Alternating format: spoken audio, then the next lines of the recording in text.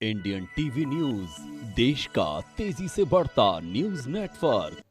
नमस्कार, मैं हूं तरुण कुमार और आप देख रहे हैं इंडियन टीवी न्यूज। आइए अब आपको बताते हैं अभी तक की ताजा खबर। की दोनों विधानसभा सीट 226 और 227 पर कल मतदान होना है।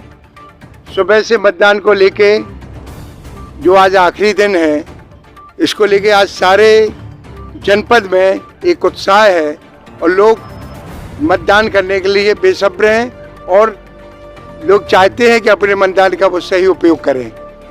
इस समय हम ललितपुर जिले की कचहरी में हैं, यहाँ पे बुद्धिजीवियों का एक बहुत बड़ा जमावड़ा होता है। जनपद के सारे बुद्धिजीवी, मैं समझता हूँ शायद ही कचहरी के अलावा कहीं उपलब्ध होते हों। आज हम उनके बीच में हैं, उनके साथ ये प्रश्न करने के साथ आए हैं कि ये 2022 का चुनाव ललितपुर की दोनों विधानसभाओं सीटों पर क्या ये जातिगत आधार पर यहाँ मतदान होना है या इस जनपद में जो वोटों की परसेंटेज है वो विकास मुद्दा रहेगा, या क्योंकि समय समय पर यहाँ पे मतदाताओं ने विरोध किया और ये कहा कि हम मतदान नहीं करेंगे, उस बात को लेके स्थानीय मुद्दा रहेगा या प्रदेश में विकास का मुद्दा रहेगा। इन्हीं बातों को लेके हम पहुंच रहे हैं श्री बलबीर सिंह जी के पास। बलबीर सिंह जी, ये बताएं कि इस चुनाव में क्या होने वाला है। इस चुनाव में बहुत ही भयंकर प्रचंड बदलाव होने वाला है। जी जी, किस तरह का आप बदलाव देख रहे हैं? इस तरह का कि रोड, शिक्षा और बेरोजगारी, इस पर बदलाव होना है। मतलब मुख्य मुद्दा बेरोजगारी का है, बेरोजगारी भी है, शिक्षा भी है। 2 साल से स्कूल कॉलेज बंद हैं। जी। और रोड, सड़कों की हालत, ये मुद्दा रहेगा। ये बिल्कुल बढ़िया बात की है बलबीर सिंह जी ने कि कोरोना काल के कारण शिक्षा का जो हिरास हुआ है उससे बच्चों का करीब लगभग 3 साल खराब हुए हैं, क्योंकि अधिकांश बच्चों के पास ना तो एंड्रॉयड फ़ोन है जिनसे वो शिक्षा पाएं, जिस कारण से शिक्षा में निश्चित ही हिरास हुआ है।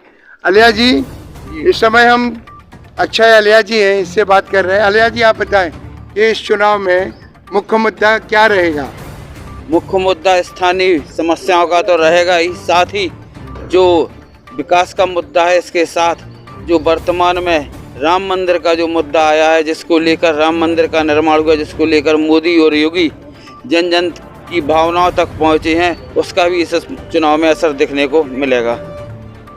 तो आप ये मानते हैं कि मुद्दा राम मंदिर है, बाकी अलावा कोई मुद्दा रहा ही नहीं? उसके साथ साथ विकास का जो जन समस्याएं हैं उसको लेकर भी बुद्धिजीवी मतदाता चिंतित है, उसको भी इसके आगे लेकर चुनाव में अपना मन बना रहा है। इस चुनाव में भाजपा के प्रत्याशियों के साथ तो बहुत गांव वालों ने विरोध किया है, उनमें गांव में आने में उनको रोक भी लगाई गई है, तो इसको लेके आप क्या कहेंगे?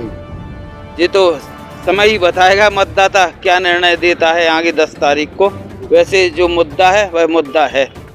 सीनियर लॉयर रामकृष्ण जी कुशवाहा, आप बताएं वर्तमान में इस चुनाव में मुख्य मुद्दा विकास रहेगा या स्थानीय मुद्दे? धन्यवाद शर्मा जी। जो चुनाव है, वैसे मेरा एक शौक है शायरी और पेशा है वकालत। जी। तो मैं तो यही कहूँगा कि मैं सच कहूँगा तो हार जाऊँगा, वो झूठ बोलेगा लाजवाब कर देगा। वेरी गुड, बहुत बढ़िया। और एक बात और कहूँ, फिर बताऊँगा मैं कि तख्तो ताज और ना हम महल वाले हैं, हाथ हाथी साइकिल ना कमल वाले हैं जी। और कौम का हम तो एक आईना है यारो, हम तो शायर हैं, गीत गजल वाले हैं। सच बात यह है कि यहाँ पर इस ललितपुर के चुनाव में, यहाँ पर जो चुनाव हो रहा है विधानसभा का, यहाँ पर जातिवाद हावी है काफ़ी, और इस चुनाव में जातिवाद के आधार पर ही वोट डल रहे हैं, ये बात तय है।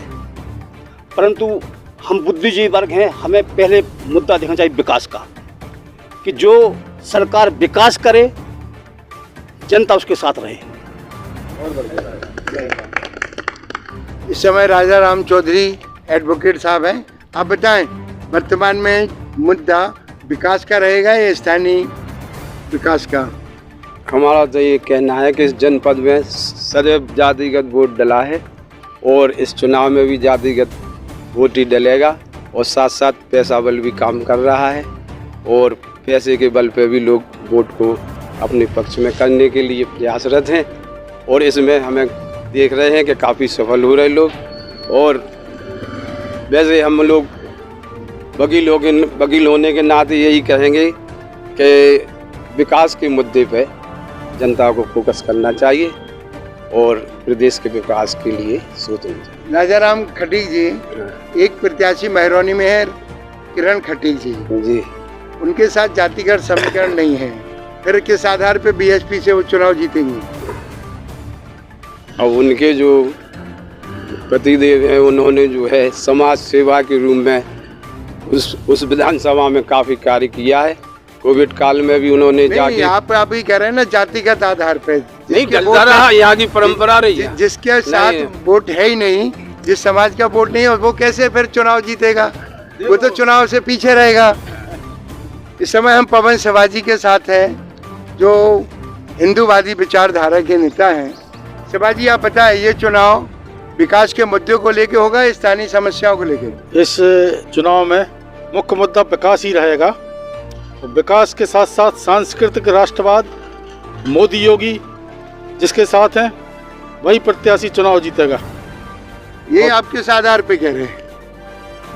इसलिए कह रहे हैं हम कि जो प्रत्याशी योगी और मोदी के साथ रहेगा, जिस दिन से योगी आदित्यनाथ ललितपुर में उनकी आम सभा हुई है उस दिन से पांसा पलट गया है।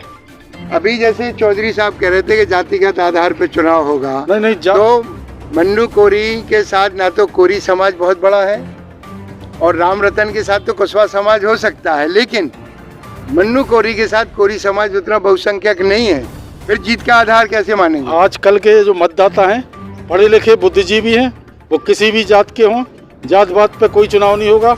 चुनाव सांस्कृतिक राष्ट्रवाद, राम मंदिर एवं जो विकास किया है 4 लेन 6 लेन, योगी आदित्यनाथ ने कोविड काल में फ्री में टीका, जो केंद्र की मोदी सरकार ने, योगी सरकार ने जो जितने अच्छे ढंग से कोविड काल में अपना नियंत्रण रखा है और आम जनमानस को परेशान नहीं होने दिया है, इसी हिसाब से हर मुद्दे पर योगी आदित्यनाथ महाराज की उत्तर प्रदेश सरकार जो 25वें और 30वें नंबर पर होती थी उसमें दूसरे और पहले नंबर पर ला दिया है। आपका देश दुनिया की हर छोटी बड़ी खबर और हर खबर से अपडेट रहने के लिए देखते रहिए इंडियन टीवी न्यूज। नमस्कार। इंडियन टीवी न्यूज, देश का तेजी से बढ़ता न्यूज नेटवर्क।